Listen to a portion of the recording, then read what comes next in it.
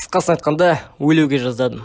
Сейсенбі күні мен кухняда чай ішіп YouTube қарап отырдым. YouTube маған ұнайды. YouTube'дағы видеолар мені қызықтырды. Жылатты, күлдіртті, мұң айтқызды. Тағы да күлдіртті. Күліп жатқан кезде мен ішіп жатқан чайымнан қақалып қалдым. Ауа жұта алмадым, сөйлей алмадым, сообщение жаза алмадым. Конкретно өлейін деп тұрдым, в общем. Bir кезде бәрі қойды. Мен қуандым. Сол үшін тағы да бір ақ чай ішіп жібердім. Негізі мен қорықтым. Ата көз өмірі үшін күресіп өлімді жеңіп шықтым ғой. Мен телефонымнан ойын ойнадым. Ойындағы кейіпкерім бірнеше рет өлей берді. Маған бұл ұнамады. Ойынның маңызды сәтінде мен телефоным зәрескі өліп қалды. Бұл какой-то белгі екенін түсіндім. Бірақ оны ойлауға ерініп тұрмын. Сондықтан да мен телефонымды зәртке қояйын деп тұрдым. Қойып жатқан кезде мені тоқпен мықты тоғырды. Да того мықты, что даже мен жерде жатып көп уақыт бойы дәлелдеп жаттым. Осындай мәселелерден кейін мен бір нәрсе түсіндім. Маған көз тиді. Бірдеңе қылу керек. Срочно. YouTube'да мен сондай жағдайда не істеу керек деп сұрадым. Дым таба алмадым. Жақсы, досымнан сұрауды шештім. Досыма бардым. Ол маған чай ішейік деді. Қой жоқ, тағы да сол жағдайды қайталағым келмейді. Мен оған маған не болып жатқанын айттым. Ол бәрін түсініп саған көмектесем деді. Бірақ ең алдымен мусор төгіп қайт деді. А ол кезде далада жаңбыр жауды. Мен қоқыс төктім. Сол кезде мен найзағай ұрды.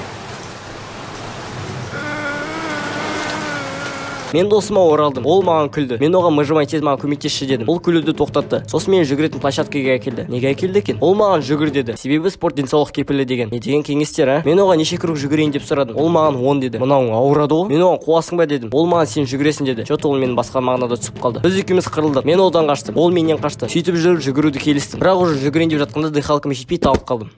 Ұйқыдан ояндым. Бұның бәрі түс екен ғой. Сөйтіп жүріп бөлмеме досым келді. Дәріні іш деді. Жоқ, бұл түс емес екен. Мен дәріні іштім. Бәрі нормально болды. Мықты. Мен досымнан мынау не дәрі деп сұрадым. Ол маған білмеймін, столдың үстінде тұр екен деп айтты. Бірақ столдың үстінде әлсіздіретін дәрі болды ғой. Мен тағы да ұйықтап қалдым. Сөйтіп сондай жағдай күнде бола берді. Біресе қабаған иттер менің артымнан жүгіреді, біресе самолет құлайды, біресе мен құлаймын, біресе байқамай маған снайпермен ат жібереді.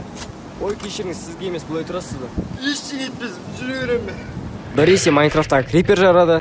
Ол вообще басқа тема ғой. В общем, мен не істемесем де всегда өліп қалуға жазып жатырмын. Менде басқа амал қалмады. Мен үйге дәрігерді шақырдым. Ол маған күлді. Мен оны үйден шығардым. Менде тағы басқа амал бар. Бәрін қайтадан бастау керекпін. Мен өзіме чай құйдым, іштім. YouTube қарадым. Маған дым болмады. Ура!